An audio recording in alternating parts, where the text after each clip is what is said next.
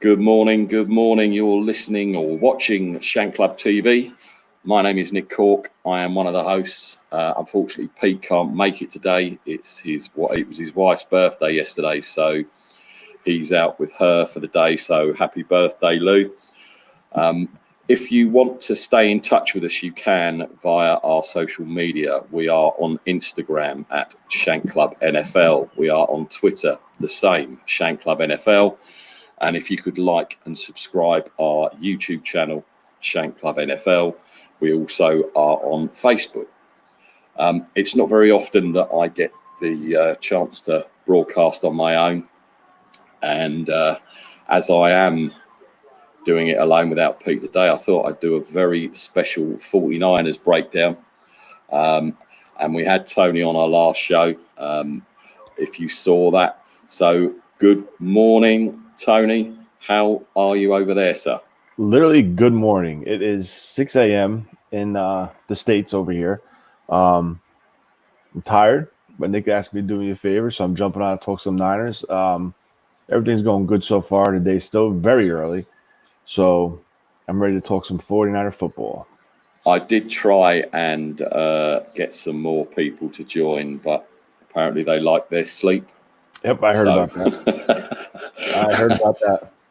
I don't know. What I thought they'd love to come on and talk some ball, but I'm sure they'll watch the replay and tell us what they thought. So, did you want to go through what the Niners did in the draft first, or do you want to do your predictions on the schedule? Whatever you want to do. You want to do the draft first, and we can go into the schedule? Certainly. Okay, let's do the draft. So, they had 2 first-round picks. I believe they traded back for one and moved forward for the other one. Is that right? Yes. In the first round, they moved back a spot with Tampa Bay. They picked up, I think, let me see if I have it written down. Yeah, so we traded back with Tampa Bay from 13 to 14. We picked up a 4th-round pick, number 117 overall. And as you all know, the 49ers took Javon Kinlaw. Now, the interesting fact here is both Jeudy and Lamb were still on the board. I was adamant about 100% this team was going to finally get an opportunity to take a true number 1 wide receiver, a proven commodity from the college ranks. But I was wrong. I definitely thought Jeudy or Lamb was going to be the pick, even at 14, because they were still on the board at 14. So with that being said, another player was also on the board, and that was Tristan Wirfs. And I'll get into that as we go further into the draft. So I definitely thought it was going to be Jeudy or Lamb. This team's been lacking a true number 1 offense, a true number 1 wide receiver to the offense since Terrell Owens has left. And Terrell Owens has been gone a very long time. And he's in the rearview mirror, definitely. Yeah, they've been trying to, they would take a guy in the first round. They would try to sign a free agent. They would try to trade for a guy. So, I mean, the amount of wide receivers that have been shuffled in and out of that building in Santa Clara, you had 2 very talented players staring you at the face, and they decided to go another route. We'll address the wide receiver with the next pick. So they took Javon Kinlaw. Kinlaw is a big dude, man. Big, powerful, physical, player. He's 6'5", 320, I think he's listed at. He's out of South Carolina. And the one thing I really, truly like about this guy is he battled, from nothing, and he became something. The kid had a very, very, very rough childhood, being raised, living on the street. I mean, you heard his stories on ESPN and NFL Network. But when you put that film on, you see him. He's a physical dude that just beats you play in and play out. He's athletic for a guy that size. And normally you see on paper a guy 6'5", 320 pounds. You're kind of like, well, yeah, he's kind of big. Is he athletic? Will he be able to, last the duration of a game as far as stamina? But let me tell you, man, he is a thick dude. He's big and physical. And I will tell you this, another thing that I like about him He plays big in big games. He had his best games in college at South Carolina with Alabama versus Georgia. And you're talking about all linemen that are first round, second round picks. Like, you're going against the Alabama, Georgia, who had an excellent running game, and he just shredded. He was part of the reason why they beat Georgia in Georgia, because he just took that game over. One concerning factor is his knees. He came up. There was a report saying that he was flagged in the combine for tendonitis in the knees. He's very young. He is a big dude, so that's a lot of pressure on his knees. But I mean, let's listen. I'm afraid because of what we went through with D Ford last year, with the knee tendonitis and stuff like that. And D Ford's like 6'2", 250. This guy's 6'5", 325. So it is concerning, but you have to trust the team. You have to trust the staff. So our biggest need after trading Buckner. Good morning, JD. How are you, buddy? After trading Buckner to get that original pick that we traded to get Kinlaw, there was a hole in the team's opinion at defensive tackle, and they addressed it with one hell of a play.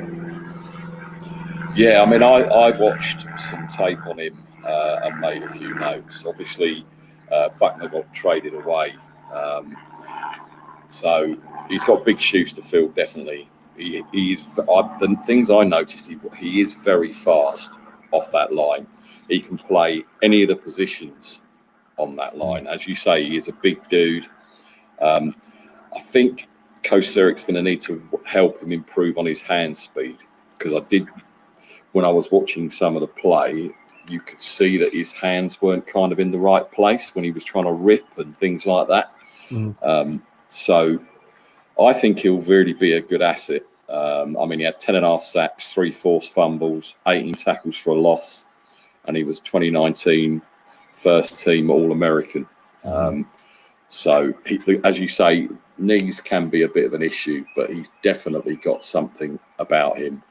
And I'm interested to see if we don't skip a beat on defense. I know, obviously, Buckner's Buckner, but I think he's a good dude. It'd be interesting to see. I think he's kind of one of these plug and play guys as well, like the receivers, which we'll get onto.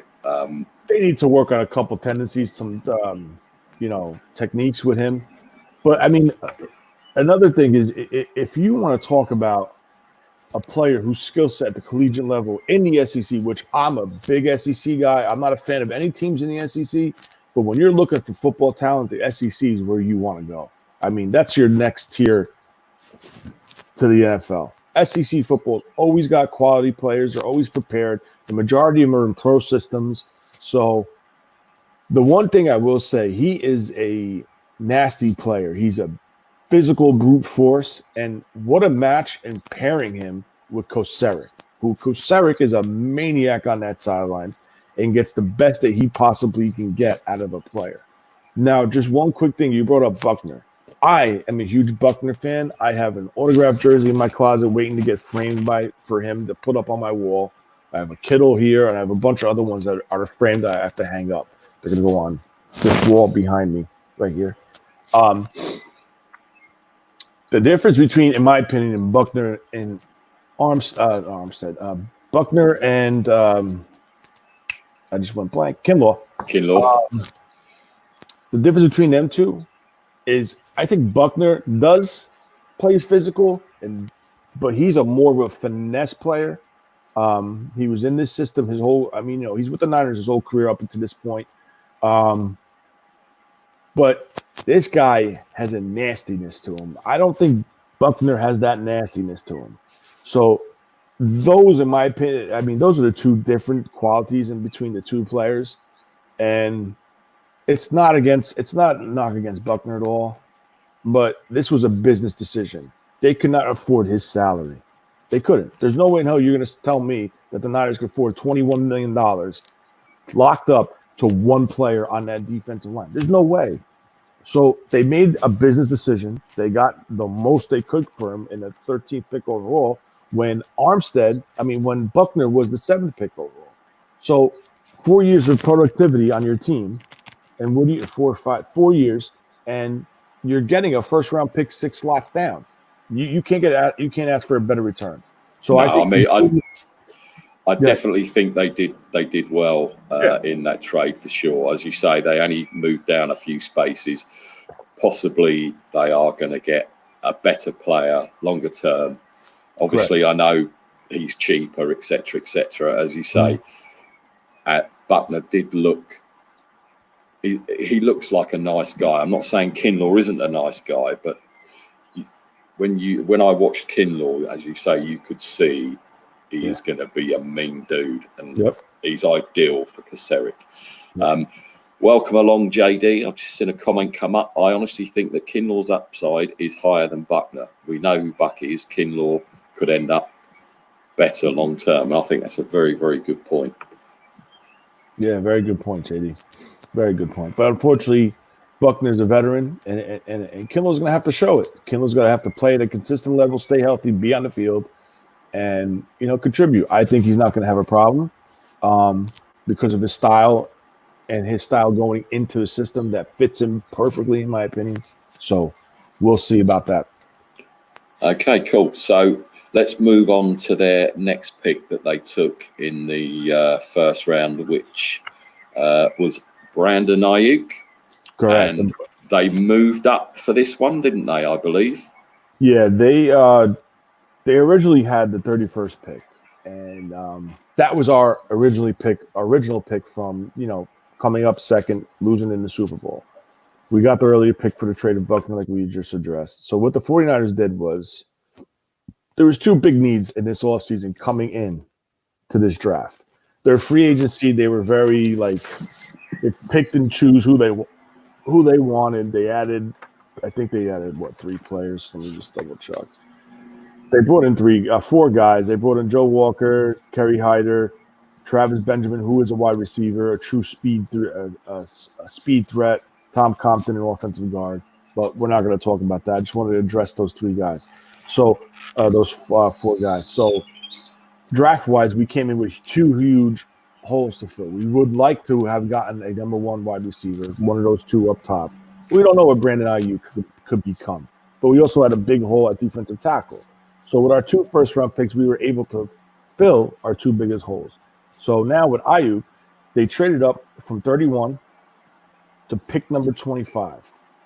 In return, they selected Brandon Ayuk. What they gave up was the 4th round.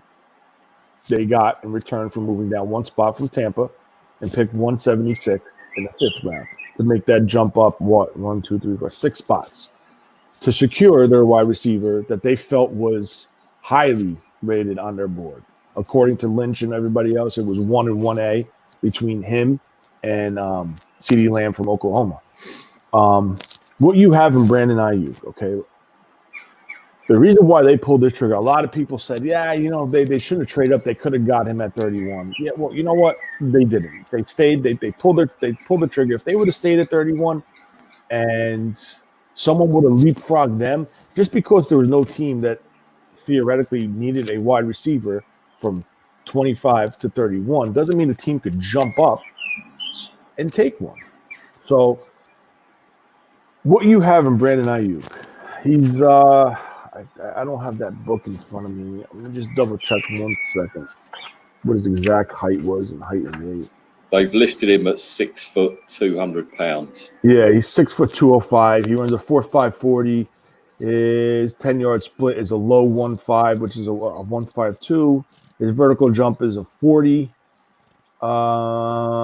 His broad jump is a 10.7. So basically, off those numbers that I just read, you have an explosive guy. You have a guy with very, very long arms, 81 inches wingspan.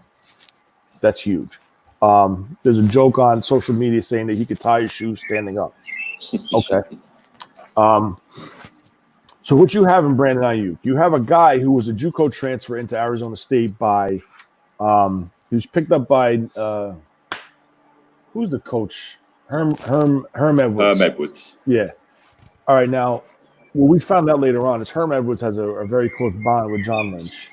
They're both godparents of each other's children. So that's an interesting fact right there. So there's trust there.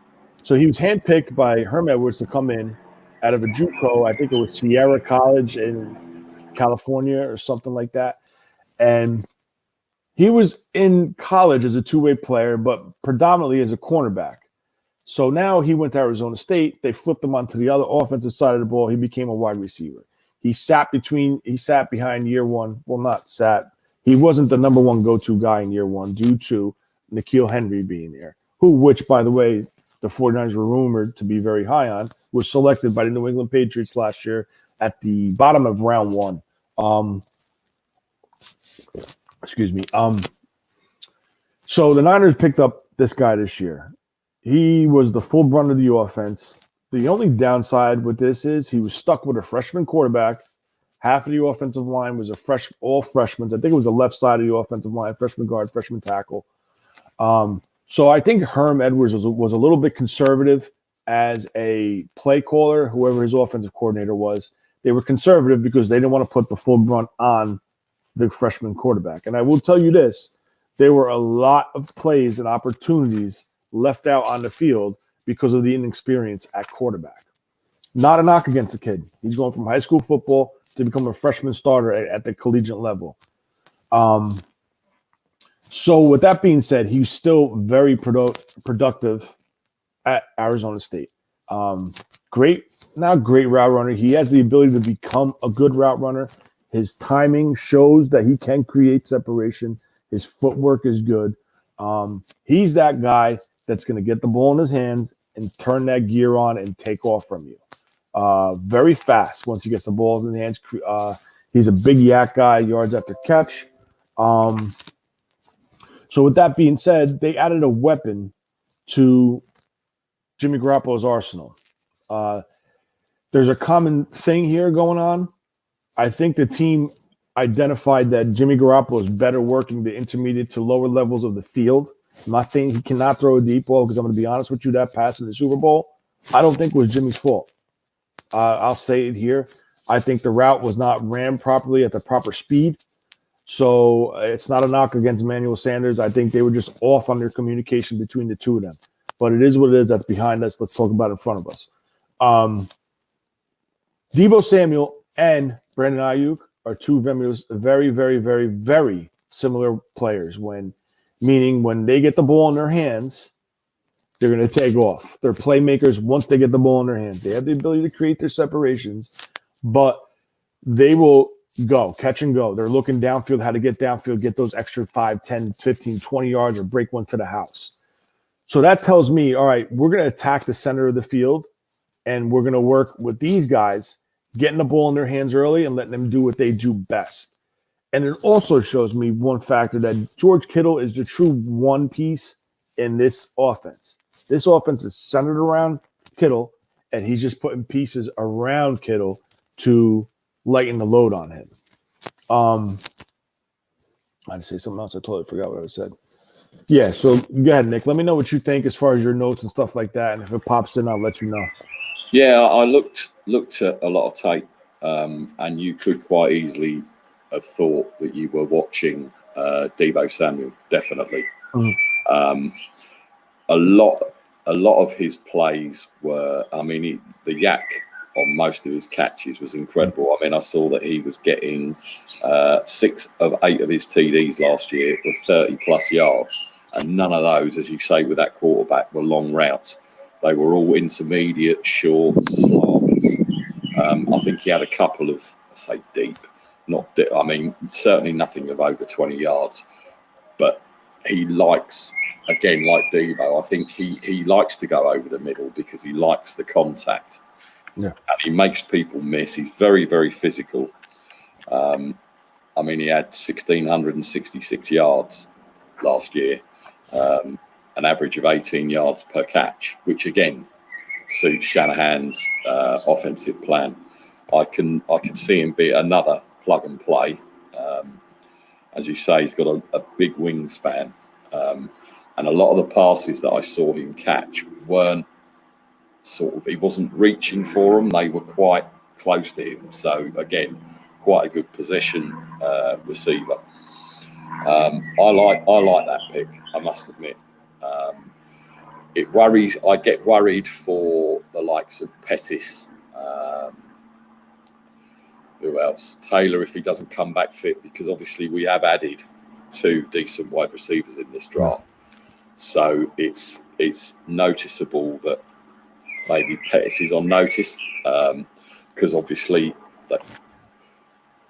I just think this guy could be a better fit than Pettis. I mean, Pettis route running, don't get me wrong, is very, very good. Yeah. But he disappears in games. Yeah. And then wonders why he's not getting passes thrown to him. So it's obvious that, he's not showing enough, I think, to make him worth his spot. He's going to have to come in this year if they don't cut him, if they have training camps or whatever, to iron his spot, because I think he is probably one of the ones that's really under pressure. We've got another comment here from JD. I shall just bring that up. I see Shani working.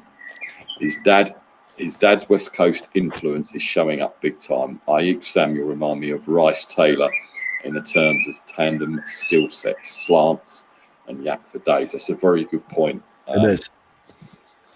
He does. He does.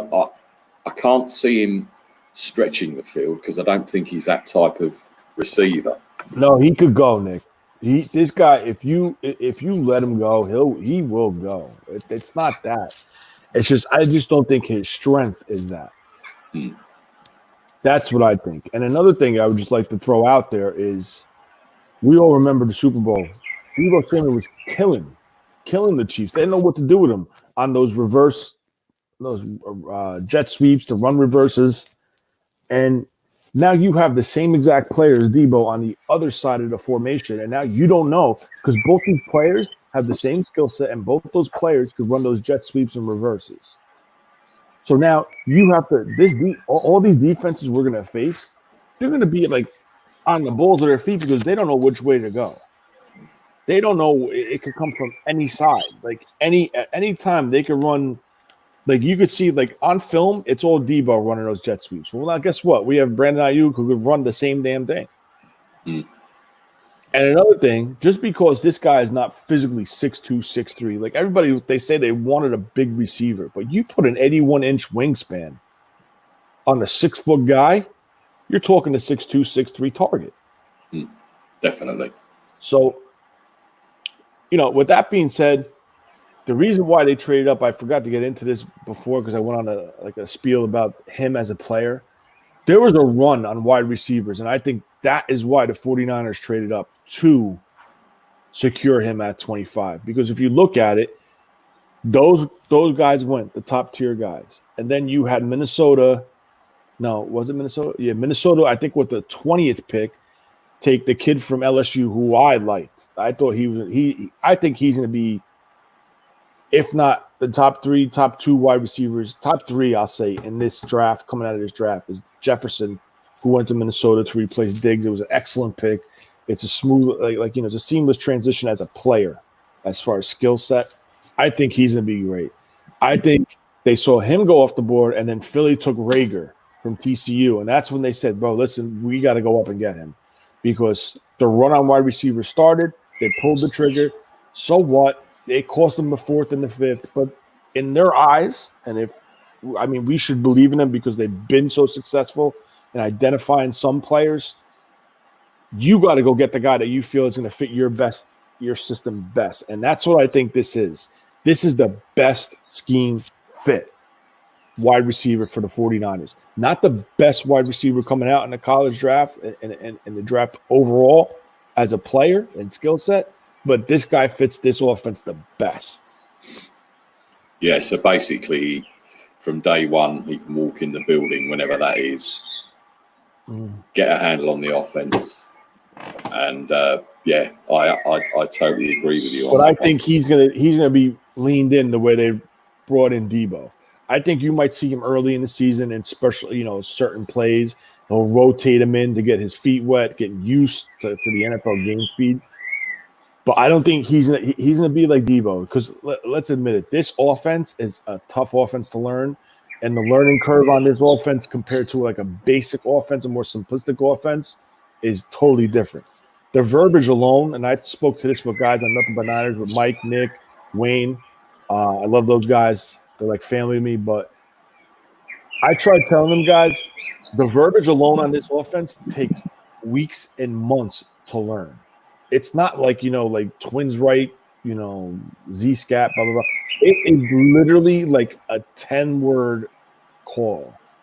Like, it could be like, two jet, blah, blah, blah, blah, X-scat wing, bingo. Like, you know what I'm saying? It's not your quintessential offense, like, that some teams might run. Or some teams read right off, they'll say 13, and then the guy reads it right off his armband. So that's an interesting fact. I think that's when you're going to see him come on like after week 6, week 7, and just explode on the scene the way Debo did. Go ahead. Yeah, I was going to say when Debo, as you say, when he came in last season, he looked very raw.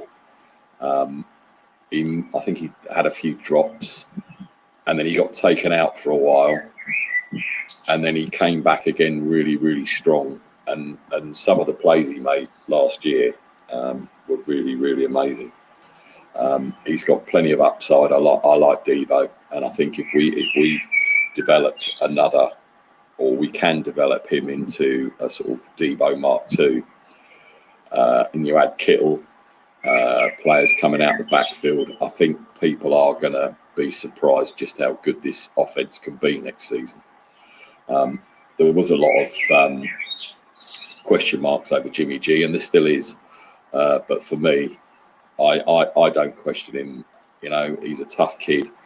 And I think another year under his belt with that offense and with the new weapons that they've brought in,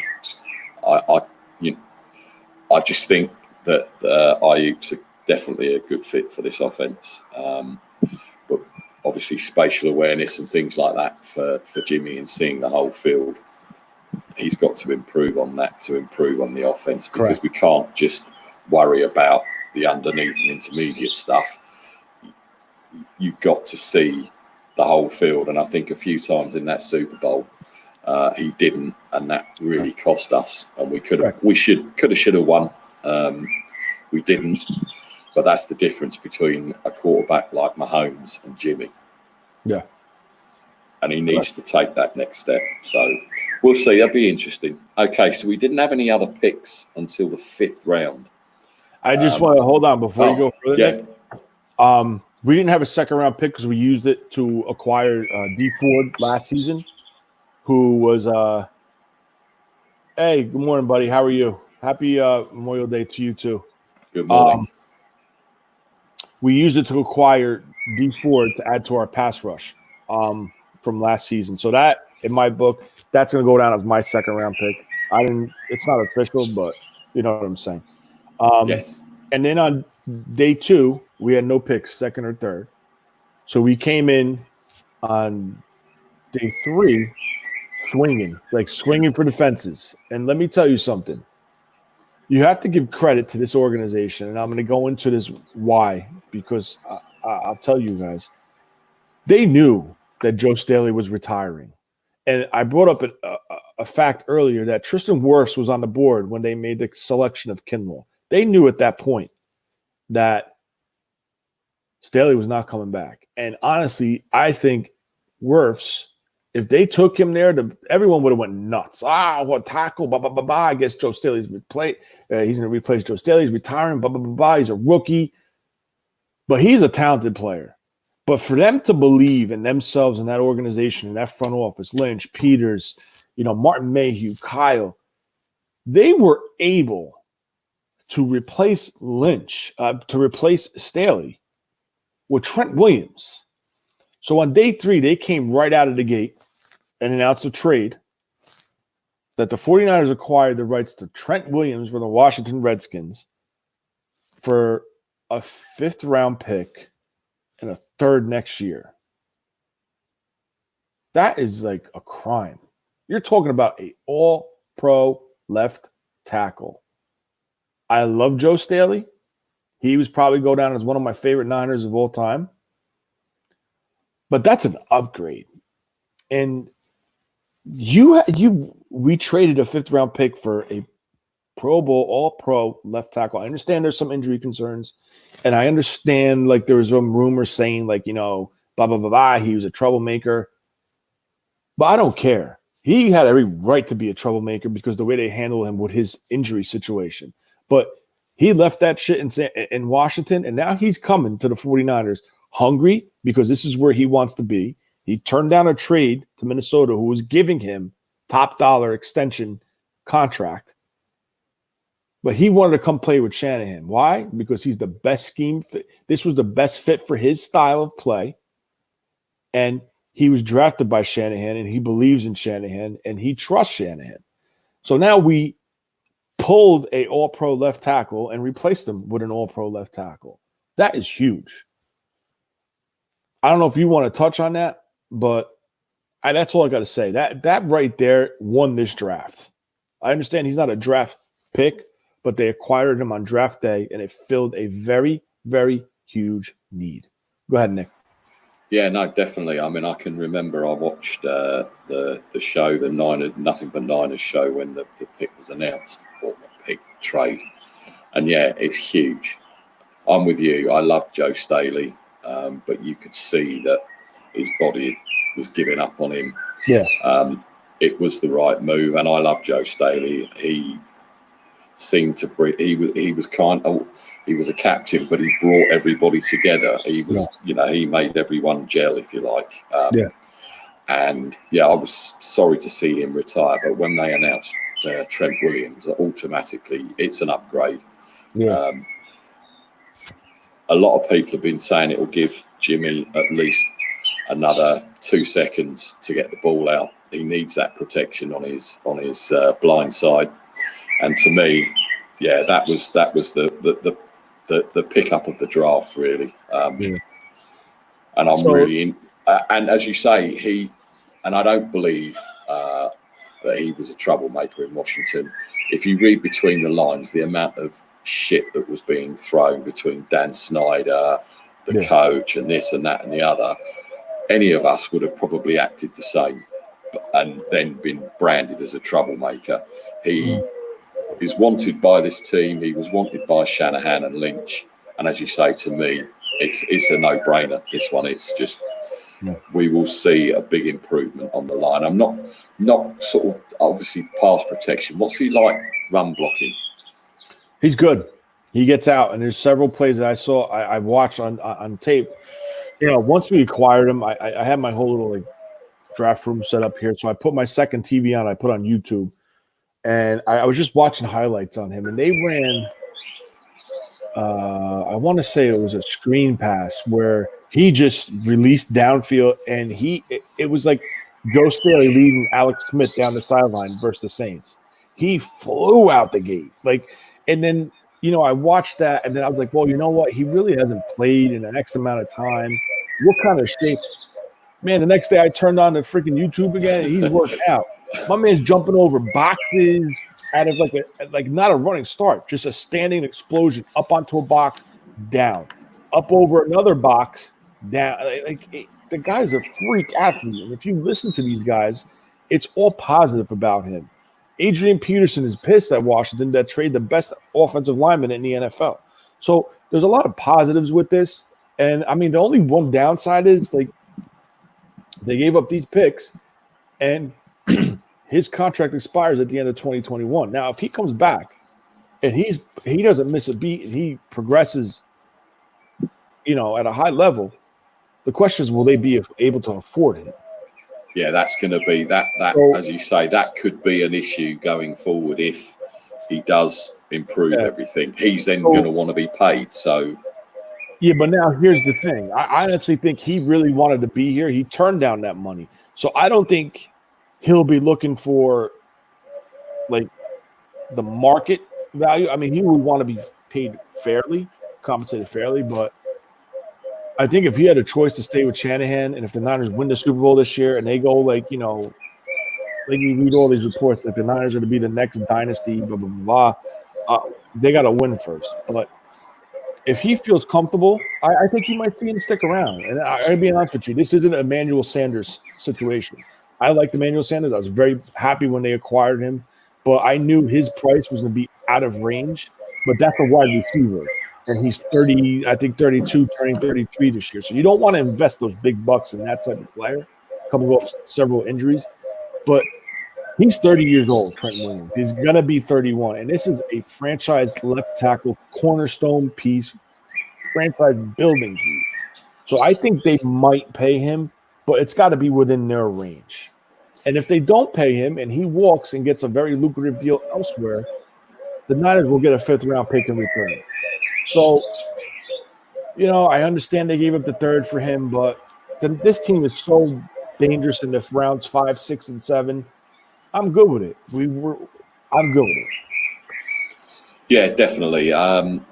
Do you think he's got a lot? It sounds like he's got a lot to prove to himself. No, yeah. He said it himself. He goes, the Niners are willing to talk to me with a contract, but I'm going to bet on myself. I'm not going to say I want $20 million a year right now, coming off an injury and haven't played in over a year. He wants to go out and show his hand, show him what kind of position, shape he's in, and stuff like that. Trouble is that will put him in the shop window as well, won't it, for when his contract comes up? But that's it's the gamble you take. I mean, they took that gamble with Sanders last year, and unfortunately, that didn't work out. And I know players have got to get paid, but I don't like it when they come out and say, "Oh, I want to be with the team. I want this. I want that." And then as soon as they get an extra million or whatever it might have been, they jump ship. Oh, I listen, Nick. If it comes down to $1 million, $2 million, I don't think he moves. Because if you listen to the way he talks, this is the system I was drafted for. This is the system I was most comfortable in. So unless he's going to a team that runs Kyle's system, I can't see him leaving for big bucks to go to a different offense where he has to relearn a whole playbook. Everything again. Yeah, you don't have to learn this playbook. He knows this playbook. He said in an interview, this was the first NFL playbook I ever had in my career. I remember it. I know it. I can go out there right now and play if I had to. Minus the odds and ends where Kyle made his adjustments and added some things, took some things out. But listen, if the season started tonight, he'd be your left tackle and wouldn't miss a beat. He's definitely a Shanahan guy, which, again, helps, as you say, helps him straight away fitting into the team, knows the playbook. I can't see this being anything but an upgrade, and I'm looking forward to seeing him out there. Yeah. And just one quick note on this.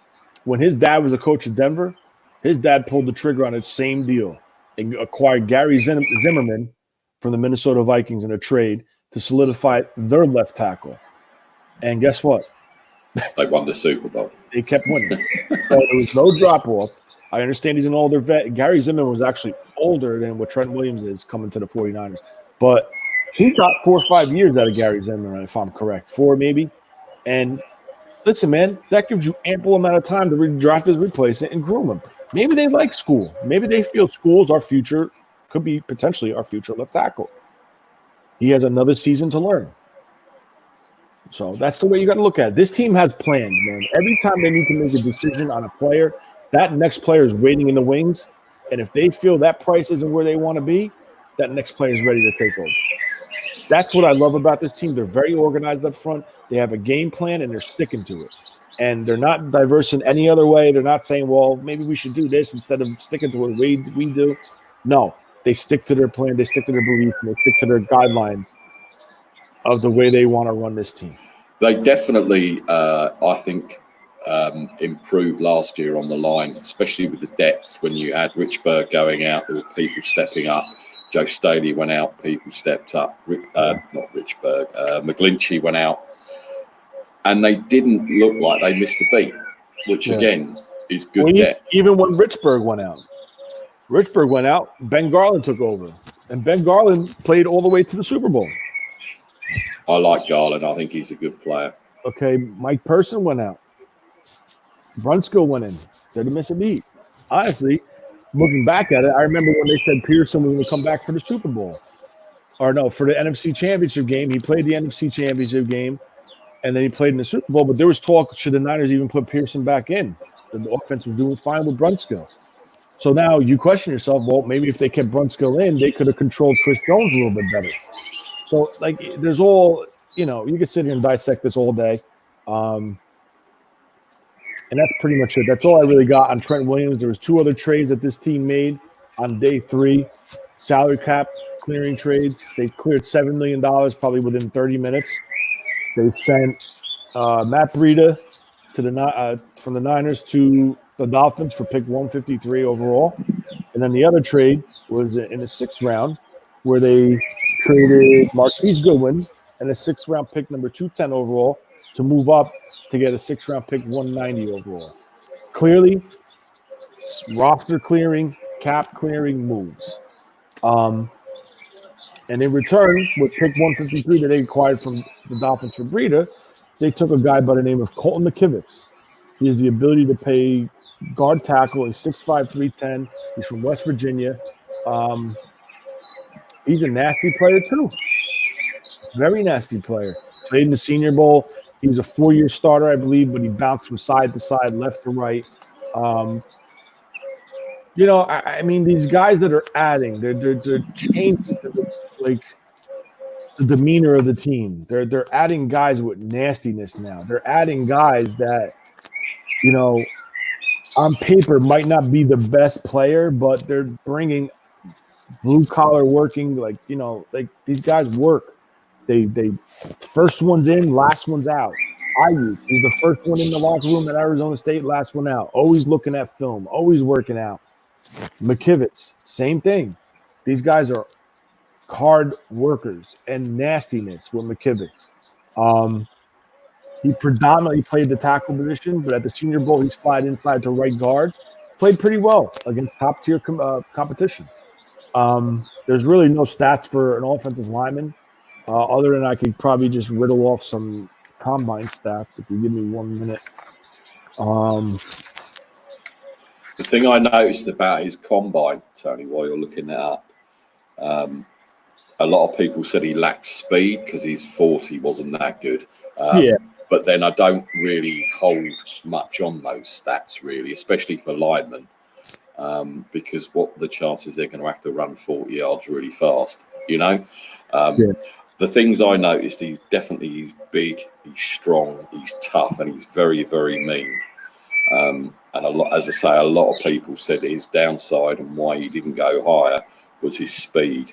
I can see him as a possible swing tackle, maybe, for the future. Yeah. They traded to get into a position to get him. As I say, he was a 4-year starter. And he could play left and right. So again, there's that to this. I know a lot of people weren't very happy when, oh no, a tackle, we should have gone after X, Y, and Z. Yeah. But yeah, I mean, he can learn. If he makes the team, there's something about the guy. And I just hope that, he can fit in. Yeah, so, I mean, basically, there was rumors saying that if they weren't able to land Trent Williams, they were taking this guy in the 4th round to come in and compete for the left tackle spot. So I definitely think he makes the team. He's not going to be the left tackle this season. I think I've read in numerous spots, and I actually heard on podcasts on KWR with Mayoko, Barrows, all those guys, and Marty. Great listen if you guys haven't listened to it. But he's going to compete with Compton for the right guard spot this season. And honestly, I think he would be best off at right guard because there's limited amount of space. So if you're on the tackle, right or left, you have to worry about from your inside leg all the way out. So that you really got to be an athlete to mirror and stay with the edge rusher when they do stunts and stuff like that. He's in like what they call a phone booth right now. So he's the type of guy he'll fight. He will fight you inside that phone booth all day. His combine numbers were not as bad. I understand the 40 was atrocious. It was a 5.35. But like you said, Nick, since when is a guard running 40 yards down the field consecutively in a straight line? Doesn't happen. So the one number I do look at, and it's interesting because Kyle looks at these numbers with all their players, everyone they draft. is the three cone, the short shuttle, and the 10-yard split. All right, his 10-yard split was a 179. The 10-yard split is considered when they do their 40, the first 10 yards off that start. Okay, so he's a 179. The majority of these guys are all over 1.8. There's a couple guys that are high 169, but that was Tristan Wirfs because he's a phenomenal athlete. We could look at the top tackles that went. Mekhi Becton, he was a 179. Wirfs was a 169. Jedrick Willis from Alabama was a 182. So it shows that he has explosion out of his stance. The three cone, which was a 787, shows he has agility to get out of a hole and pull and lead downfield. So it shows his footwork is good compared to he ran a 7 8 flat compared to other guys were 8.26, 8.01, 8.08. There's a couple guys in the 7.58, but like I said, those are athletic guys. Those are your top tier tackles that are considered athletes. So do I have a problem with this pick? No. My theory is if you identify a guy that fits your roster that fills a need for you, you go get him, and that's it. You got to believe in your scouts. You got to believe in your board, and that's what the Niners are doing. So, I mean, we're still in the offseason. There's no training camp. There's no OTAs as of right now. You know, we'll see. We'll see in the preseason. God willing, there is a preseason. But that's my thoughts on McKivitz. What do you think? Yeah, I totally agree with you, Tony. I think they obviously like what they saw. And one thing you can say about the Niners and their scouts, yes, they miss on players, but so does every team. But more often than not, I think in the draft, they have drafted well in the last couple of years. And I'm excited to see what these players can do in pre-season, if there is, as you say, if there is a pre-season. And I'm looking forward to it. I mean, I don't take much stock in when you see them in training camp and, you know, because no one goes full speed. And, with the greatest respect, 3 years ago, whatever it was, Brian Hoyer looked amazing until he got in a game and then he soon got benched. So, yeah, I don't see a problem with that pick at all. Yeah, so the next guy we took in round 6 at number 190 overall is Charlie Warner, tight end from Georgia. He's 6'5", 245. Okay, Charlie Warner is known as a blocking tight end. He's going to fill the role of Levine Toilolo and Garrett Selleck, who retired. Toilolo went to the Giants on the 2-year deal. I think, in my opinion, and when we drafted and we were live on the show with Nothing But Niners, I said something and everyone looked at me like I had 12 heads. I think this guy offers you a lot more than just a run-blocking tight end. I think this guy is a sleeper. I am not comparing him to Kittle at all, but they are very similar coming out of college. Very. Kittle had minimal numbers. He was considered a run-blocking tight end. He was a lot more – his agility was a little bit better than Warner. He was faster than Warner in a straight line. But, I mean, there's just something about this kid. And when we drafted him, I went back and looked at some tape of him. This guy lined up in the slot as a wide receiver. He lined up out wide as a wide receiver, as a boundary guy. And I understand he doesn't have a lot of productivity stat-wise. I mean, he probably had, if 20 catches a lot, that's a lot. He caught a touchdown pass last season. But they also had a tight end in front of him who was, more gifted as it being a receiving tight end. It's not a knock against him. They just chose to go with him. And, this guy, I mean, statistically wise, he ran a 4.78. His 10-yard split was a 1.62, so that shows you explosion. His bench press was 21. His vertical was 34.5. Broad jump was 10.1. His three-cone was 7.18. I mean, he's right there as far as, statistic-wise, as far as his testing numbers. But, I mean, listen, man, I just got a feeling about this guy. And like I said, when I watched him, he was a very, very highly recruited tight end out of college who set numerous receiving records at his high school. Now, I understand it's at the high school level, and when he transitioned from his high school to Georgia, he didn't show those numbers. I understand that. But I'm going to say this. It would not shock me if this guy produces as a wide receiver. I think he's going to come in mainly as the blocking tight end to free up Kittle when they go 2 tight end sets and take advantage of matchups, keeping defenses, having them to stay in the base because they come out in 22 personnel, 21 personnel, whatever personnel Kyle decides to scheme up with 2 tight ends, he's got something up his sleeve. And if he's going to put you out there and draft you in the 6th round saying, oh, I like this tight end, he's going to, if he makes the roster, I know we drafted Caden Smith last year, but I think they let him slip away over Toyolo. I would have kept Caden Smith a million times over. But I just think that this guy is going to offer something. Kyle handpicked him. Watch out. Yeah, I mean, the things that stuck out when I watched him, like you say, his run blocking is very, very good. Very good. He gets to the second level. He manhandles linebackers. He's taken out defensive linemen. And he's a special teams player. Whether they use him on special teams or not, I'm not sure. But the reports I saw that he was highlighted as one of the best, if not the best, special teams player. He was the best special teams player coming out of the draft.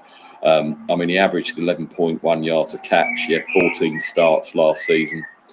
As you say, 1 touchdown and 376 total yards, which for someone who's primarily a backup, I don't think that's too bad numbers, really. But as you say, 2 tight end sets, he can catch the ball, just like Kittle can catch the ball.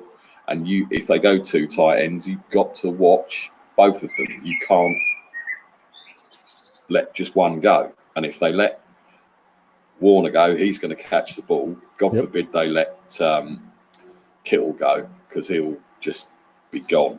So it will be interesting if they do bring him in, as you say, into a 2 tight end set, and they go pass. It would be interesting to see where they'll fit him in. But no, again, another pick I like, special teams. So that kind of gives him an advantage already for making the roster, even if it's just for special teams. Yeah.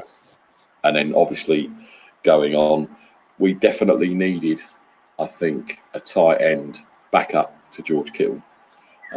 As you know, I wanted Albert O from Missouri. I understand he went a lot higher, but he's a good fit, another good fit. And I think you find through all of these players that they picked up in the draft, definitely you can see a pattern where they do fit this system, and they could literally, if players get injured, you can see these guys stepping up and going straight in and not. Well, he definitely fills the need of a run blocking tight end, 100%. If you ask me, I think the 3 tight ends are going to be him, Dwelley, and Kittle. That's what I think. Do you think he'd beat out Dwelley, or do you think Dwelley would? That I don't know. I think if they go 2 tight end set and run formations, I think he'll be out there before Dwelley. But I think, God forbid, if Kittle were to get hurt, and I hope to God, I don't even want to say that, but I think Dwelley would be the receiving tight end first, because he would still remain as the blocking tight end. It's going to be interesting to see. I can't, you know what I'm saying? Like, I mean, Dwelley played good when Kittle was there, went down with that knee injury. So, I mean, you know, he's just reaffirming this roster year and year and year in and out. And he's good at what he does, man. He's good at identifying people. I mean, you know, this next pick that we're going to get into after this, this guy, go ahead. I'm not going to. Yeah, this is, as you say, the next one is the most intriguing out of all of these for me. But yeah, I like the tight end pick, as you say, and I think he will be an asset. Definitely an asset. So take away the next pick, because I got a little visitor here.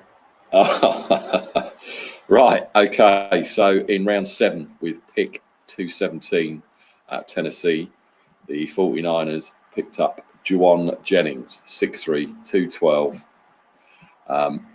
And the thing that stands up again to me, he's another yards after catch player. Plays well in the slot, loves getting physical. And he seems, again, like another good scheme fit for this team. He had 4 games with 100-plus yards, average 14.7 yards per catch, 18 touchdowns. Again, you'll know better than me, Tony, what his 40 was in the combine, etc. But definitely, I think this guy could shine as another receiver, and again, puts more pressure on the dudes that are already there. So, again, to me, that's not a bad thing. Yeah, I mean, we talked about earlier changing the identity of this team to physical and nasty. This guy fits the bill. He's a tough. Can't lower that. He's a tough dude. He will run you over. He leads the SEC, the NCAA in breaking tackles. He's number 1 in the country. He's not fast, but guess what? You can throw that speed right out the window. Let me get my list here. Hold on one second. Let's see. Juwan Jennings. He's 6'3", 215. His 40 is a 4.7. 20-yard split is a 2.7. His 10-yard split is a 1.6 flat. His vertical, 29. Broad jump, 9.9. He didn't participate in the short shuttle and the 3-cone. Okay. So you see these numbers, papers, throw it out the window, because you put the tape on this kid, he will run your butt over. He plays with a mean streak, and he's a chess piece. He's the piece that is going to replace the Emmanuel Sanders. Is going to be the piece that replaces, God forbid, if Jalen Hurd's not good, and that back flares up again and he misses another season. Big physical receiver. If Trent Taylor's not good, big physical receiver that can play the slot. Now, the reason why I said he replaces Emmanuel Sanders, we could all remember on that play where Jimmy was under center. He stepped back, faked the handoff, then flipped it back to Emmanuel Sanders, and Emmanuel Sanders threw that strike down the field for a touchdown. Well, guess who was a 4 or 5-star quarterback coming out of high school? Yeah, you're right, Juwan Jennings. So guess what? He added another piece to the arsenal. Okay, Kyle is adding chess pieces to take advantage of the NFL. All right, he's changing the dimension of his team. He's going, but I wouldn't be surprised if he changes that, not changing the offense, but adds the slants. Let these guys get the ball in their hand and let them do what they do best. Ayuk, him, Debo last year. All right, this team, they want to be nasty. They want to be physical. They saw that they have the speed, but I guess they watched their film and they broke it down over and over in the Super Bowl. They want to be a physical team as well, with the speed as well. So I like this kid. I think this kid potentially could be the steal of the draft if he keeps his head on straight. There are some red flags coming out of Tennessee with previous coaching staffs. So it's going to be interesting. He's got to keep his head straight, focused. I watched the call when they made the call from the Zoom. They called him over the phone. Congratulations. The guy was crying. Thank you, coach. He was calling everybody coach. He was calling the GM coach, Jed York, the coach. That's right. I remember everybody was a coach. They did. The guy just wants to play. All right. If you really, really dial in and look at this team, not only do they have a fascination with South Carolina, but they like Tennessee too. Jalen Hurd, former running back at Tennessee. Emmanuel Mosley, cornerback, Tennessee. Juwan Jennings, wide receiver from Tennessee. And a potential sleeper, not now, but if they get their hands on him and mold this guy right, a defensive lineman that they signed as a street free agent, his name is Jonathan Kongbo, a defensive end from Tennessee.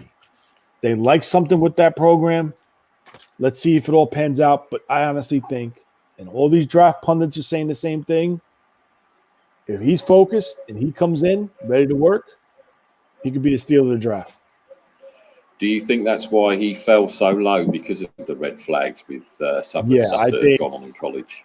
I think so. I think these teams focus way too much on these 40s. Like, I mean, you could have the fastest guy. Who's the fastest guy in the NFL? Right now, I think it's probably Tyreek Hill. Is it Tyreek Hill? Yeah, it probably is Tyreek Hill, even though Matt Breida was faster according to like the next gen statistics. It's very rare that you're running one straight line untouched in the NFL. Very rare, unless you get something down the sideline and like if it's a go route and the cornerback totally like falters, and you're just sprinting down the field, you catch the ball and you keep sprinting. So I'm going to put that 4.71 speed aside because I'm going to ask you a question right now. Who do you think is a top 2 wide receiver in the NFL? Ooh, that's a tough one. What you mean, all-rounded type? I'm just saying statistically, like, all right. I would say then if you're putting it that way, it's not going to be a speed guy. It's going to be more of a possession and a yak guy. So I don't know. I'll give up. Tell me. Michael Thomas. 49ers Hank just said it right in the chat. Michael he did. Thomas. I just saw that. And you know what Michael Thomas ran in college? At the pro day?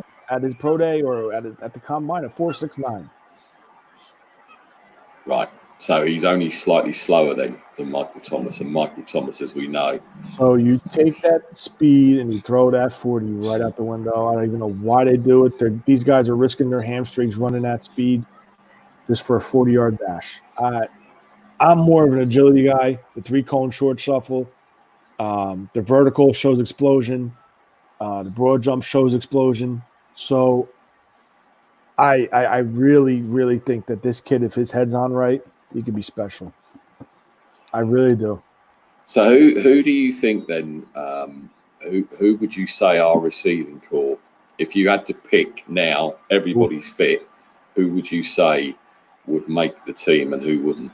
Oh, come on, man! You can't do that. I've got to put you on the spot sometimes, Tony. Come on. So honestly, I think with the 55-man roster, I think they're going to keep 7 wide receivers. Get off my ears, will you? I think you're going to see Kendrick Bourne would be 1. Debo would be 2. Ayuk would be 3. I think Trent Taylor, if healthy, will be 4. I think 5.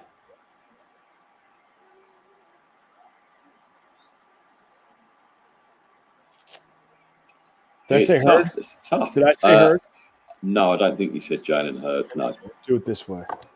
1, 2, 3, 4, 5.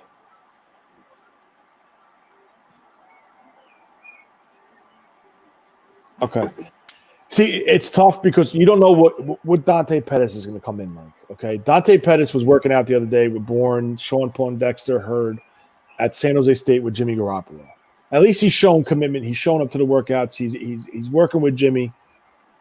I'm going to say this is with them trading Dante Pettis, and that means if they trade him, that he did not show up. He's not ready. He's not prepared. And it's not saying he's not talented, but it's showing the team that he's not committed.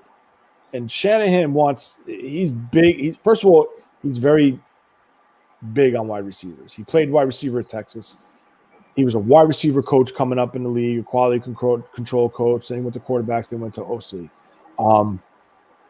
So this is if they decide to trade him. I'm going to go with Travis Benjamin, Kendrick Bourne, Jalen Hurd, Debo Samuel, Trent Taylor, and damn, 1, 2, 3, 4, 5. That's 5. Wait, Benjamin's 1, Bourne's 2, Hurd's 3, Samuel's 4, Taylor 5, Ayuk and Jennings 6 and 7. Yeah, I couldn't disagree with that. That's if they trade. I think Pettis. If they decide Pettis is not doing it, he's not interested. Listen, man, how many opportunities are you going to give this guy? And it's not saying he's not talented. It's not. He is talented, but he has flashed. He definitely has flashed. But as we said near the beginning, he just to me he just doesn't do it enough. Yeah. Now, could he come back like Kendrick Bourne did? And we all know how everyone felt about Kendrick Bourne and the drops, etc., etc. And then Kendrick Bourne was Jimmy's go-to guy come the end of the season. Yeah, exactly. Listen, I like Kendrick Bourne, but I'm going to be honest with you. He's scheduled to make $3.25 million this year on his final year. He'll be an unrestricted free agent next year. If they can't get a deal done with him this season, and it's not saying that I don't like Kendrick Bourne, and a team blows them away for an offer to get Kendrick Bourne on that to trade him, it wouldn't shock me.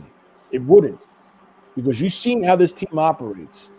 If they have an opportunity to get something in return, knowing that this guy's not in their future plans, and they take it 2 picks and signed an undrafted free agent and guaranteed him $100,000, something like, you know what I'm saying? This team is very strategic when they operate. So, I mean, I don't want to keep going about beating this down like a dead horse, but Jennings, I think, does have the potential to be a sleeper out of this draft.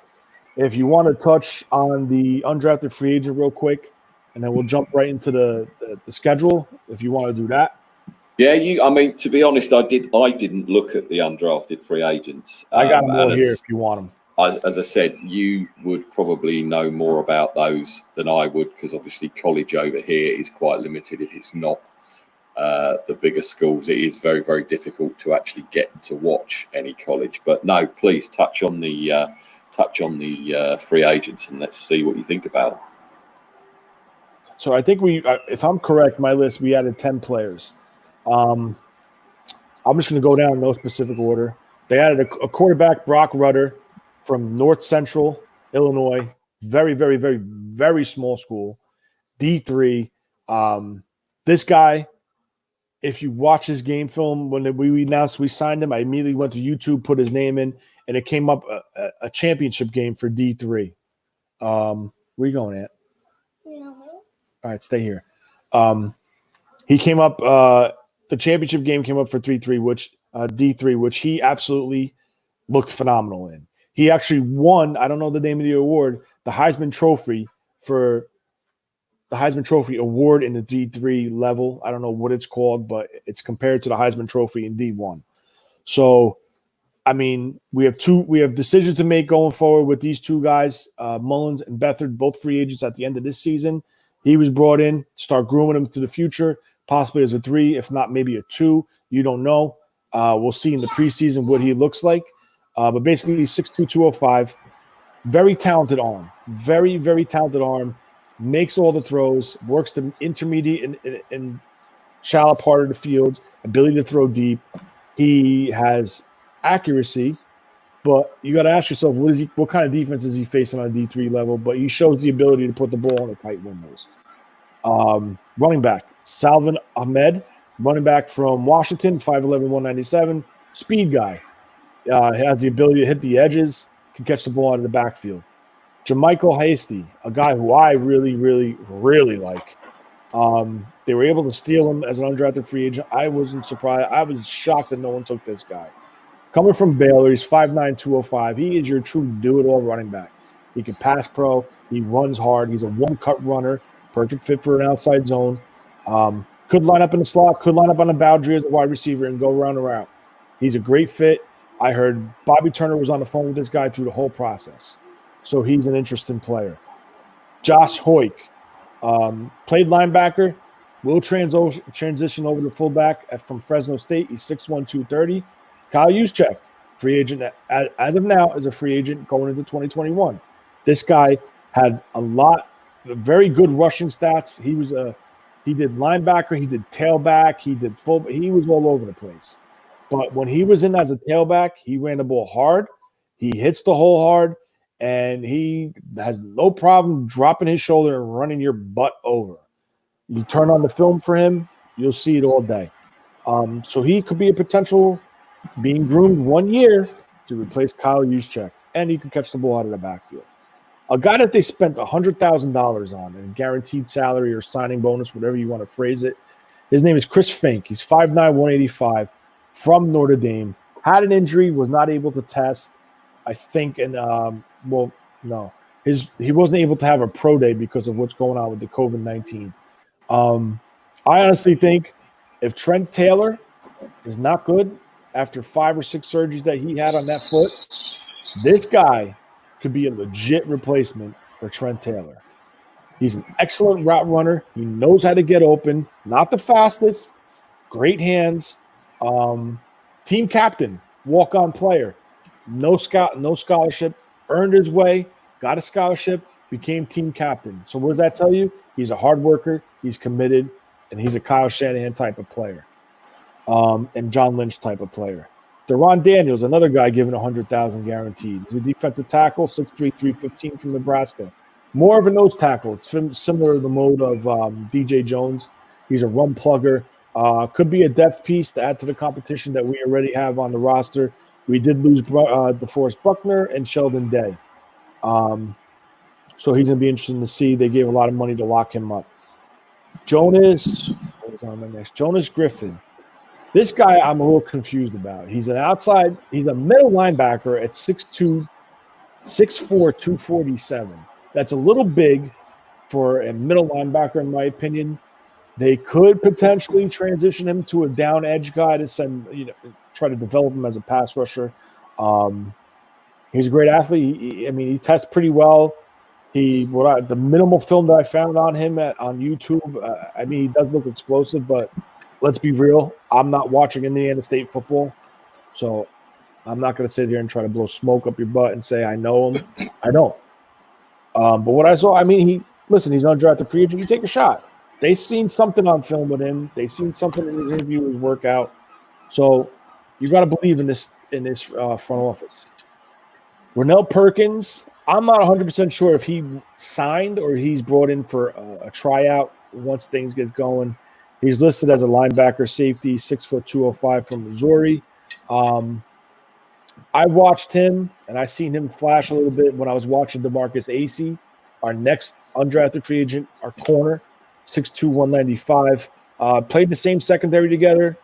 DeMarcus Acey is your textbook zone corner, I think, and what I've been reading. I don't know if you guys, whoever's watching, follows Eric Crocker with the Croc Report. He did a nice breakdown on Acey. He's not as high as Acey as other people I've listened to and watched and read on. I like what I see. But he was an ex-pro, so he knows better. So shout out to Eric Crocker. If you guys don't watch it, check out the Croc Report. He certainly knows his stuff. Does Eric Crocker, definitely. I'll tell you that. And the next guy, the final guy, this guy I think has a very legit chance of making this roster. His name is Jaden Maiden. He's a safety who could play boundary corner, slot corner, both safeties from Alabama. He's 6'1", 205. He is a 4. Let me just get this out. Shh. Be quiet, you. 1 second here. I'm sorry for the delay. All right. He ran a 4.45, and he didn't participate in any other thing because obviously he was a non-combine invite. And again, COVID-19, Alabama did not have a pro day. So I think potentially the COVID-19 could help the 49ers here with him not being able to have a pro day. This kid, I think, would Tart being a free agent after 2021, this guy's a legit shot of making the 49ers roster. Not a contributor to safety this season, mainly a predominant special teams player. But I will say this. Don't sleep on this guy. Don't. And that's all the undrafted free agents we have, to my knowledge, as of, I think, 2 weeks ago, I made that list. So, I mean, pretty much this team has a theory. When they know they need to make a decision, I said this earlier, on a player within a year or two, they try to draft a player to come in to see if they hit as a replacement on the player that's going to become a free agent. Jaquiski Tart, free agent 2021, they bring in Maiden, a safety, a highly regarded safety in my opinion, but who am I? Nick Mullins and CJ Beathard, both free agents. They bring in Brock Rudder, quarterback, small school quarterback. They traded Breida. Who they bring in? Ahmed and Hasty. This team strikes gold with the freaking undrafted free agent running backs. I don't know what it is. If it's Bobby Turner, I don't know. But anytime you see them sign an undrafted free agent, expect big things from them. They certainly do, as you say, hit on some undrafted free agents over the last couple of years. And it kind of makes you wonder how come they were, I assume, undrafted free agents because of certain things, or is it because there was a lot of people coming out of college in that position that pushed them further and further and further down? It could be that. It could be poor testing. It could be like possibly a small medical issue that other teams are taking them off their board. I don't know what it is, but and I'm going to be honest with you. When they signed Jerick McKinnon to that 4-year, $28 million deal, I was kind of shocked because Breida got his time to shine because McKinnon was injured. So, like this team, just like even in Atlanta, when he was in Atlanta, Bobby Turner, they took Tevin Coleman, who was a 4th or a 5th round pick, and now he's the starting quarterback. Starting running back of the 49ers. So, I think this team just throws out all first rounders and just says, listen, let's look at from round 6, 7, and down. Let's see if we can find somebody. You know, systems they play in college, can they transition to the NFL? It's testing that, and you know, if there's red flags. I don't think any of these guys that they ever brought in have red flags, but you know, it could be competition questions, man. I mean, I don't know what the hell they're doing, but they're just good at it. Yeah, no, exactly right. As you say, we don't know what their plans are and why they bring these guys in, but as long as they know what they're doing, that's all I'm worried about. And they proved that they took the step up last year. Obviously, we fell at the last hurdle, but yeah, I trust them, and I can only hope for when the season starts, how it starts, that we come out the gate, definitely, which will lead us on to the schedule. So why don't you give us your thoughts on the schedule, and then we'll just finish off. I usually don't do this, Nick. I'm telling you. I usually don't do this. I'm not giving you scores. No. Just what you. I know you're not a winnable game. If I think they could win, or there could be a game that they lose. I know you don't do scores because I've been on Nothing But Niners with you several times, and you won't do scores, but you'll do a win or loss. So I'll take either, man. All right. So coming out the gate, we have Arizona on the home. Sorry, we're at home versus Arizona as of now. If things don't change, like we don't know what's going to go on by the time September 13th comes. So I think this is a game that the 49ers could win. And I think it's a game they could win because I just think I understand they added, Hopkins, the wide receiver from Houston, in a trade, which honestly I think they – how do you trade it? Whatever. I'm not even going to go there. I do think it's a game they could win. The Cardinals made a couple nice adjustments to their roster. They added some players. It's year 2 for this system and their head coach with Kyle Murray. So, listen, it's going to be interesting. It's a division game, so division games can go either way. They're always tough. But I just think with the additions that the Niners made, I think the roster coming in with filling those pieces, upgrading the left tackle, I think the Niners could win this game. The second game, we're going to New Jersey by me.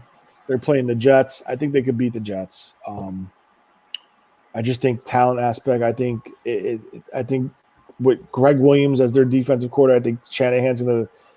If he's gonna try to be aggressive, I think Shanahan will just pick them apart. Yeah, you're right there. If Williams tries to do his blitzing and this, that, and the other, he'll get killed. He'll use his aggressiveness against them. So I think we're going to win that game. So that's 2-0. Let me try to keep track. So that's 1-1. I think we could beat the Giants, but they have to, their defense has to be on their game with Saquon Barkley coming in. New system, same court.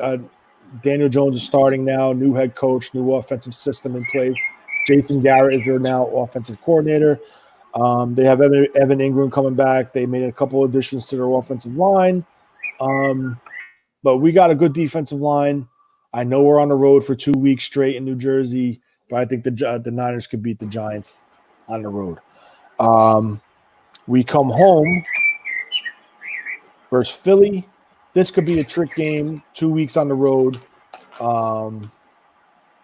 Philly's a good team. They're a well-coached team. The quarterback is, Carson Wentz. He has great games, and then he has okay games. I honestly believe we could beat Philly with them traveling cross-country. That's a tough trip for an East Coast team going to the West Coast. So I'm going to put the W versus Philly. So that's 4 wins. I think we beat the Dolphins. But I'm going to say this. Don't overlook the Dolphins. Don't go into that game looking to the next week. If this team focuses on each opponent week in and week out and prepares himself to the fullest, and now I'm saying this, Nick, that this team's healthy with no injuries. Because obviously injuries change the whole game. So if they remain healthy, no injuries, they're playing to their ability, they're going to beat the Dolphins, so that makes them 5-0. We're at home again versus the Rams. Sunday Night Football. I think the Rams are an interesting team this year because the division games could go either way. That's probably their only chance of maybe winning. So I just, everyone bigged up McVay and their offense and their defense and Aaron Donald, et cetera, et cetera, et cetera. But their biggest problem is at QB. I think Goff, there's a big question mark over him. And they've had to let a lot of pieces go this season. It really wouldn't surprise me if the Rams finish last in the division. It really wouldn't surprise me. But yeah, inter division games are always tough, as you say. So listen, it's a primetime game. It's on a big stage. You never know. So, the fan of me, I'm putting it as a win. They didn't address their offensive line in Los Angeles with the Rams, and that was a key factor with them last year. Listen, we'll see. I got it as a win. So that's 6 wins. Then they travel cross-country to New England. So they're coming off a late game Sunday, going into a 1 o'clock start on the East Coast the next Sunday. This could be tough for them, a cross-country trip. It is Jimmy's homecoming. They are facing Bill Belichick, so Bill Belichick knows Jimmy's tendencies as a quarterback, his weaknesses and strengths. I think you could say this one's a coin flip.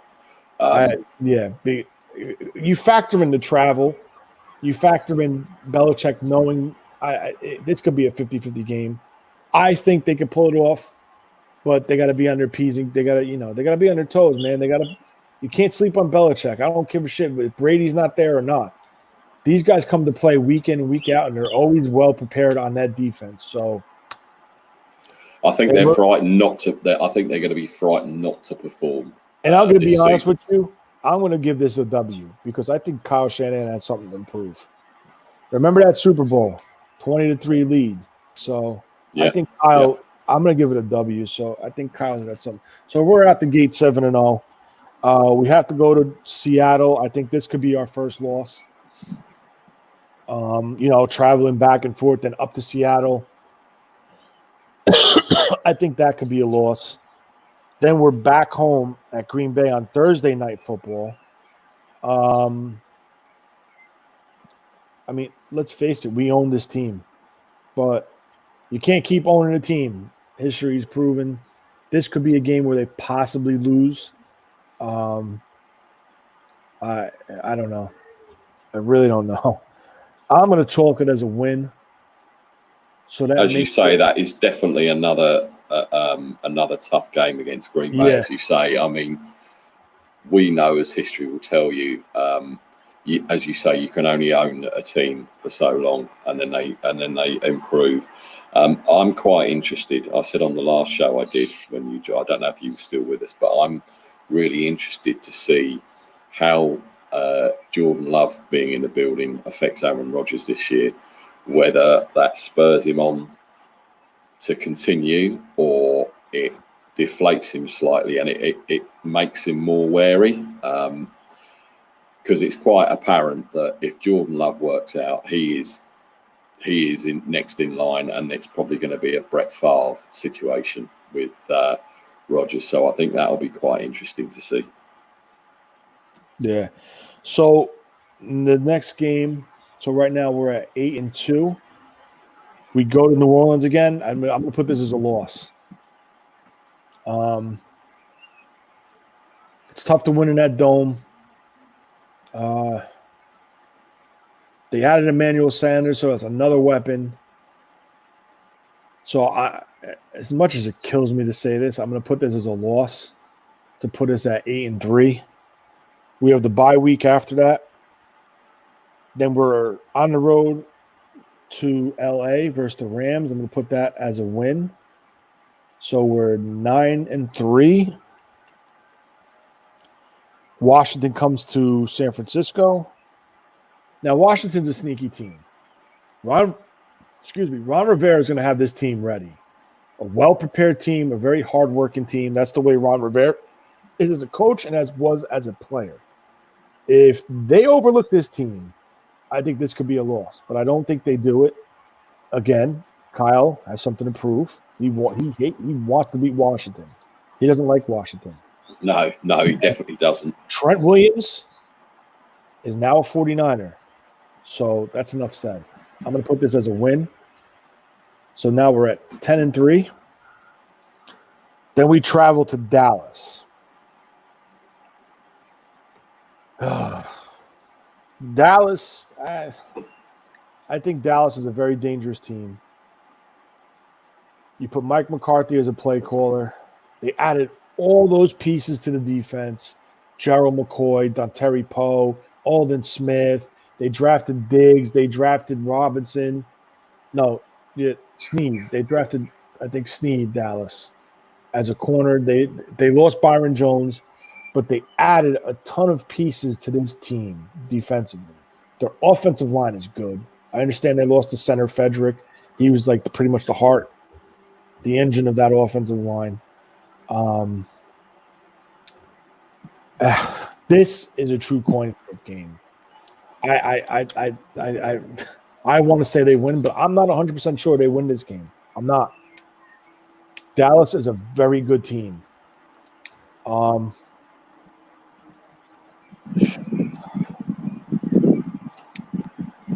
don't know, man. What do you think? I'll let you call this game. Oh, thanks very much. I'm worried about their receivers, definitely. Yeah. Because we saw what happened to Sherman in the Super Bowl, and he did get burnt, and they've got speed for days, their receivers.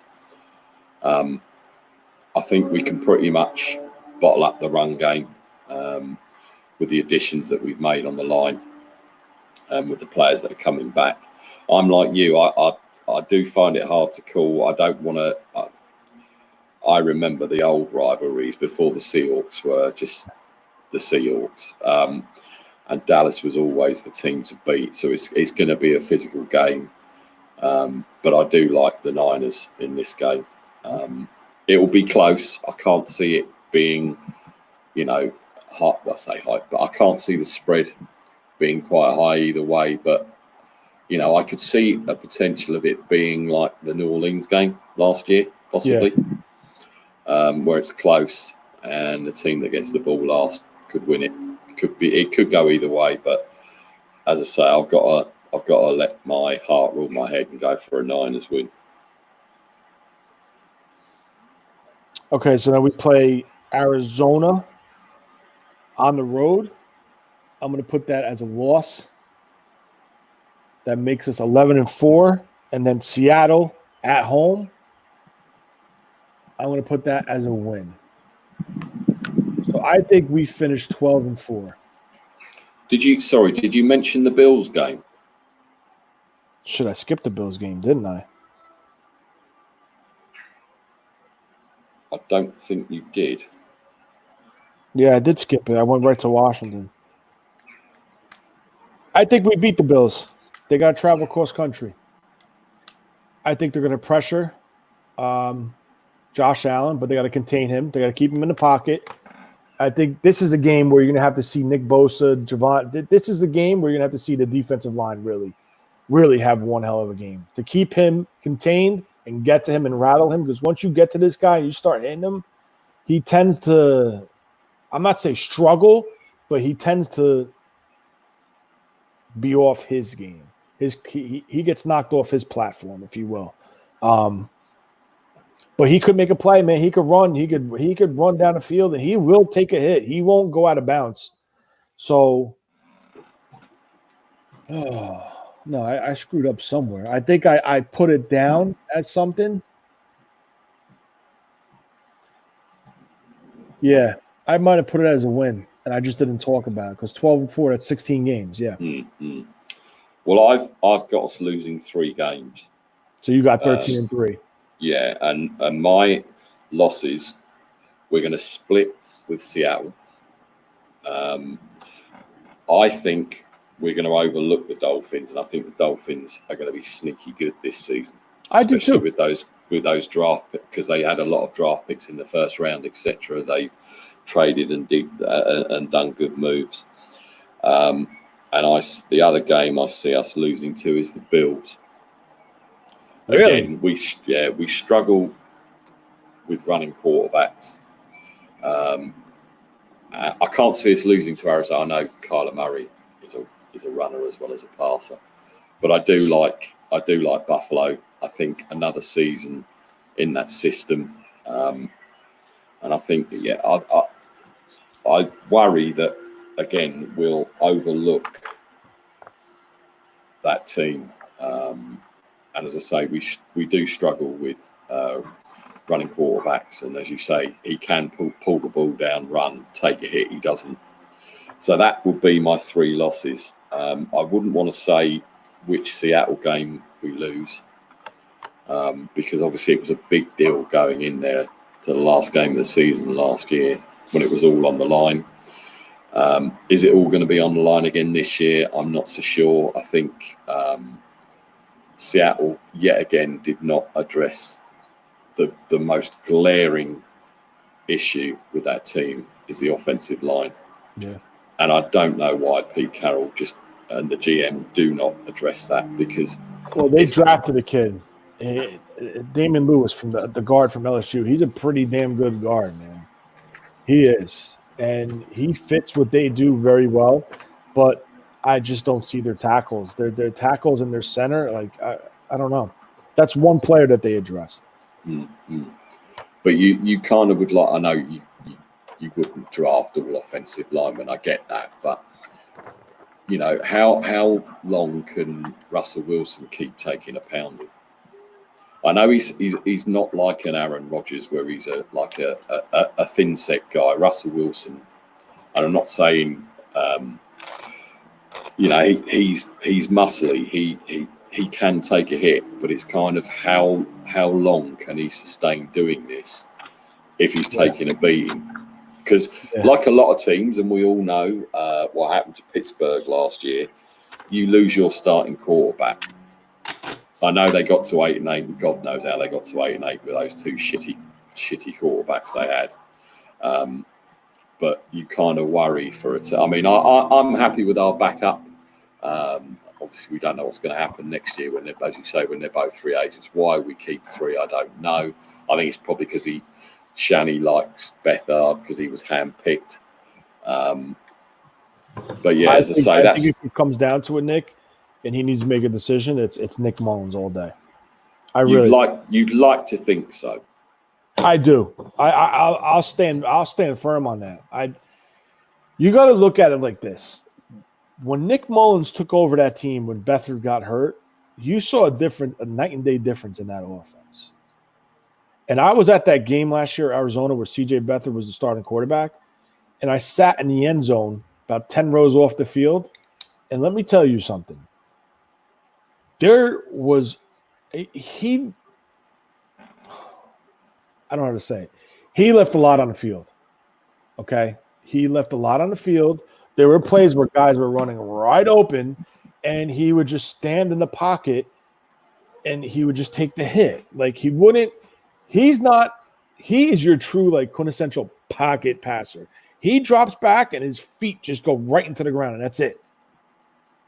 Like, I don't know why he doesn't try to, like, get out and run a little bit, but I mean, I'm not saying toughness you can't question with CJ Beathard, but you want a quarterback that gets to throw and could read a defense and could make something out of nothing. I think it's Nick Mullins, and I think, God forbid, if something happened, Jimmy, I think Nick Mullins is the first off the bench, hands down.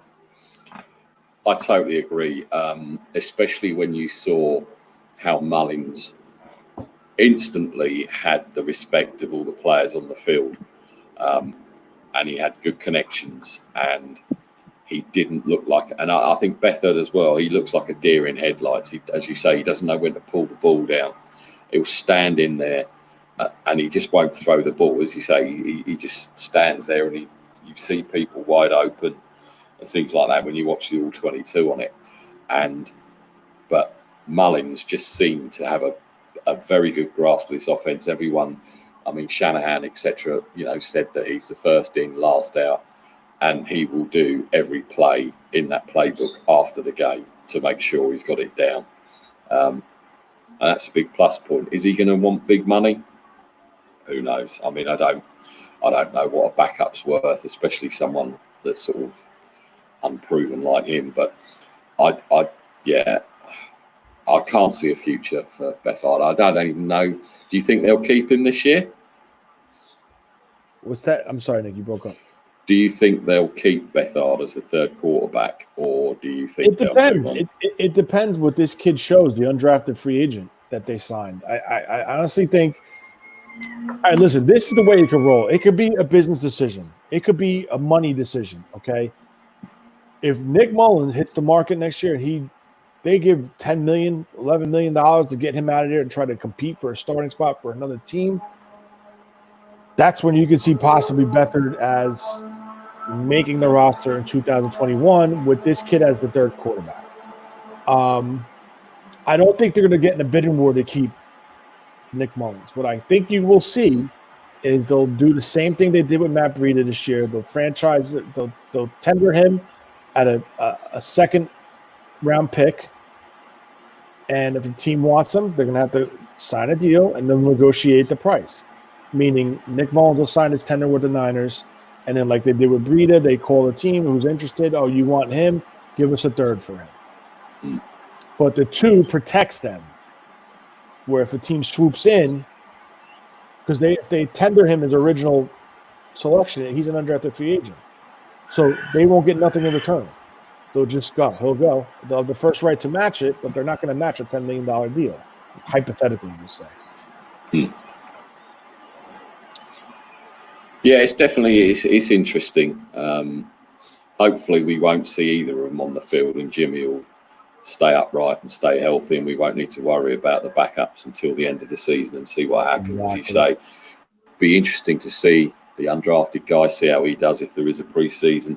I hope there is, because obviously we need to see those guys out on the field, because it's as you say, they spent a lot of money on some of these kids just to make, and we want to make sure that it's money well spent, and whether we stash them on the practice squad or whether they make the active roster, it certainly will be an interesting season, I think. Yeah. Yeah, well, it's been great, Tony. Obviously, I know you've got Junior running around in the background, so I won't hold you up any longer. It's been great talking to you. As I say, this doesn't happen very often that I'm given free rein on this channel to speak about my favourite team. I have to suck up and say how bad the Steelers are normally, etc., etc. But it's been a real pleasure, Tony. I'm really thankful you got up early to speak to us today. Yeah, no problem. Great insights as usual, and hopefully we'll catch up with you again soon. Thanks for watching, everybody, and we will catch you again soon. We out.